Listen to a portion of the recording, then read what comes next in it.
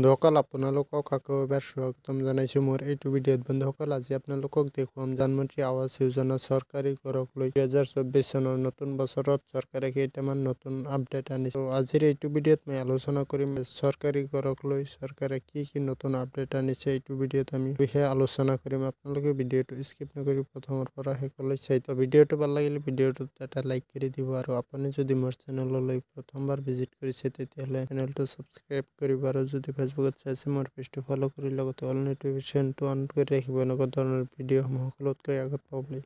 বন্ধুসকল, ইয়াত আপোনালোকে দেখিবলৈ পাইছে যে PMAY প্ৰধানমন্ত্ৰী আৱাস যোজনা 2024 সকলোৰে বাবে সুলভ মূল্যৰ গৃহ নিৰ্মাণ আঁচনি শেহতীয়া আপডেট আৰু বিৱৰণ। প্ৰধানমন্ত্ৰী আৱাস যোজনা 2024ৰ শেহতীয়া খবৰ। J&K প্ৰশাসনে PMAY আৰবানৰ অধীনত ৰাজসাহায্য বৃদ্ধি কৰে প্ৰতিটো পৰিয়ালত 70,326 টকাকৈ। এটা গুৰুত্বপূৰ্ণ সিদ্ধান্তত জম্মু আৰু কাশ্মীৰ প্ৰশাসনে PMAYU বা প্ৰধানমন্ত্ৰী আৱাস যোজনা আৰবানৰ অধীনত ৰাজসাহায্যৰ পৰিমাণ বৃদ্ধি কৰিছে।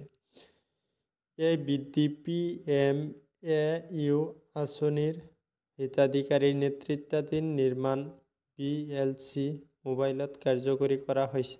J&K প্ৰশাসনৰ অনুমোদন অনুসৰি PMAYUৰ BLC উপাদানৰ অধীনত ৰাজসাহায্য বৰ্তমানৰ 16,666 টকাৰ পৰা 70,326 টকালৈ বৃদ্ধি কৰা হৈছে।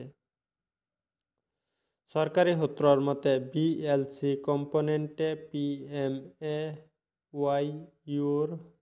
PMAYU আঁচনিৰ BLC হিতাধিকাৰীক চিনাক্ত কৰিব যিসকলে নিজৰ থকাৰ ব্যৱস্থা সম্পূৰ্ণ কৰা নাই। প্ৰাৰম্ভিক পৰ্যায়ত ৰাজ্যজুৰি 26,419 টকাকৈ অধিক পৰিয়ালে ৰাজসাহায্যৰ পৰিমাণৰ পৰিৱৰ্তনৰ ফলত লাভৱান হোৱাৰ সম্ভাৱনা আছে।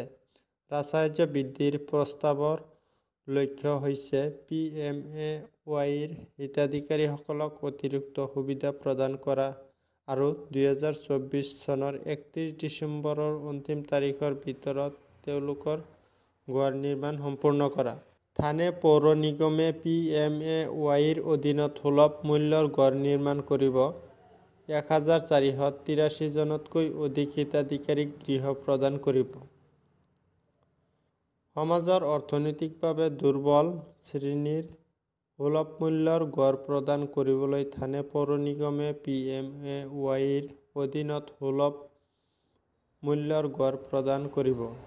থানে পৌৰ নিগমৰ জ্যেষ্ঠ বিষয়াসকলে জনোৱা মতে নিগমে প্ৰধানমন্ত্ৰী আৱাস যোজনাৰ অধীনত সুলভ মূল্যৰ ঘৰ নিৰ্মাণৰ বাবে দুটা প্লট চূড়ান্ত কৰিছে। PMAYৰ ঘৰৰ বাবে চূড়ান্ত কৰা প্লট দুটাৰ যোগ প্ৰায় 37,302 বৰ্গমিটাৰ আৰু 8,600 বৰ্গমিটাৰ। এই প্ৰকল্পটো PPP পাব্লিক প্ৰাইভেট পাৰ্টনাৰশ্বিপ মোডৰ ওপৰত নিৰ্মাণ কৰা হ'ব। ইফালে বিল্ডাৰ নিৰ্বাচনৰ নিবিদা প্ৰক্ৰিয়া আৰম্ভ কৰা হৈছে। PMAY আঁচনিৰ জৰিয়তে অৰ্থনৈতিকভাৱে দুৰ্বল শাখাৰ EWH 1,253 জনতকৈ অধিক হিতাধিকাৰী আৰু প্ৰকল্পৰ দ্বাৰা প্ৰভাৱিত 183 জন ব্যক্তিক সুলভ মূল্যৰ বাসগৃহৰ ব্যৱস্থা কৰা হ'ব বুলি আশা কৰা হৈছে।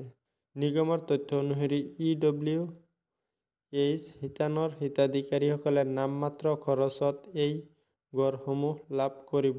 অৱশ্যে প্ৰকল্পৰ দ্বাৰা প্ৰভাৱিত হিতাধিকাৰীসকলে প্ৰতিটো ঘৰৰ বাবে 2 লাখ টকা বৰঙণি প্ৰদান লাগিব। প্ৰধানমন্ত্ৰী আৱাস যোজনাৰ PMAY সম্পৰ্কে 2015 চনত আৰম্ভ হোৱা প্ৰধানমন্ত্ৰী আৱাস যোজনা ভাৰত চৰকাৰে সমাজৰ আৰ্থিকভাৱে দুৰ্বল শ্ৰেণীক সুলভ মূল্যৰ গৃহ প্ৰদানৰ এক পদক্ষেপ। PMAY আঁচনিৰ লক্ষ্য হৈছে 2022 চনৰ 31 মাৰ্চৰ ভিতৰত প্ৰায় 2 কোটি সুলভ মূল্যৰ ঘৰ নিৰ্মাণ। প্ৰধানমন্ত্ৰী আৱাস যোজনা গ্ৰামীণ 2024 চনলৈ বৃদ্ধি কৰা হৈছে। পৰিপক্ক ঘৰৰ মুঠ লক্ষ্য 2.95 কোটিলৈ সংশোধন কৰা হৈছে। গড়সমূহ মুকলি কৰাৰ পিছৰ পৰা PMAY নগৰীয়া দৰিদ্ৰ লোকৰ বাবে গড় কিনাৰ খৰচ বহু পৰিমাণে হ্ৰাস কৰি ৰিয়েল এষ্টেট বজাৰৰ গতিশীলতা সলনি কৰিছে। যদি আপুনি প্ৰধানমন্ত্ৰী আৱাস যোজনা আঁচনিৰ অধীনত এটা ঘৰৰ মালিক হ'ব বিচাৰে তেন্তে PMAY প্ৰধানমন্ত্ৰী আৱাস যোজনা আঁচনিৰ বিষয়ে জানিবলৈ সকলো কথা ইয়াত উল্লেখ কৰা হৈছে। PMAY আঁচনিৰ সুবিধা। নগৰীয়া গৃহ নিৰ্মাণৰ চাহিদা আৰু যোগানৰ মাজত ক্ৰমবৰ্ধমান ব্যৱধান দূৰ কৰিবলৈ প্ৰধানমন্ত্ৰী আৱাস যোজনা আঁচনি আৰম্ভ কৰা হয়। এই আঁচনিৰ মূল উদ্দেশ্যসমূহ চাওক। ব্যক্তিগত ডেভেলপাৰৰ সহায়ত বস্তি পুনৰ সংস্থাপন কৰা। ঋণ সংযুক্ত ৰাজসাহায্য আঁচনিৰ জৰিয়তে দুৰ্বল শ্ৰেণীৰ বাবে সুলভ মূল্যৰ গৃহ নিৰ্মাণৰ প্ৰসাৰ। ৰাজহুৱা আৰু ব্যক্তিগত খণ্ডৰ অংশীদাৰিত্বৰে সুলভ মূল্যৰ গড় নিৰ্মাণ। হিতাধিকাৰী নেতৃত্বাধীন ব্যক্তিগত গড় নিৰ্মাণৰ বাবে ৰাজসাহায্য প্ৰদান কৰা। প্ৰধানমন্ত্ৰী আৱাস যোজনাৰ 2024 চনত প্ৰধানমন্ত্ৰী আৱাস যোজনাৰ গড় পাবলৈ কি কি যোগ্যতা থাকিব লাগিব আপোনাৰ? গৃহ নিৰ্মাণ আৰু নগৰীয়া দৰিদ্ৰ নিৰাময় মন্ত্ৰালয়ে PMAY আঁচনিৰ হিতাধিকাৰীসকলক তলত দিয়া ধৰণে সংজ্ঞায়িত কৰিছে। হিতাধিকাৰীৰ স্বামী, পত্নী আৰু অবিবাহিত কন্যা পুত্ৰ হ'ব পাৰে। এজন হিতাধিকাৰীয়ে পকা ঘৰৰ মালিক হ'ব নালাগে, অৰ্থাৎ ঘৰটো সমগ্ৰ ভাৰতবৰ্ষতে তেওঁৰ বা তেওঁৰ আন কোনো পৰিয়ালৰ হ'ব নালাগে। যিকোনো প্ৰাপ্তবয়স্ক তেওঁৰ বৈবাহিক অৱস্থা যিয়েই নহওক কিয় সম্পূৰ্ণৰূপে পৃথক পৰিয়াল হিচাপে গণ্য কৰিব পাৰি। বন্ধুসকল, আজিৰ ভিডিঅ'টো ইমানেই। ভিডিঅ'টো ভাল লাগিলে ভিডিঅ'টো আপোনাৰ বন্ধুসকললৈ শ্বেয়াৰ কৰি দিব আৰু আপুনি যদি কিবা জানিবলৈ থাকে নিশ্চয় কমেণ্ট বক্সত জনাব। তো আজিৰ ভিডিঅ'টো ইমানেই। লগ পাম আৰু এটা নতুন ভিডিঅ'ত। তেতিয়ালৈকে ভালে থাকক, সুস্থ থাকক তাৰে কামনা কৰি আজিৰ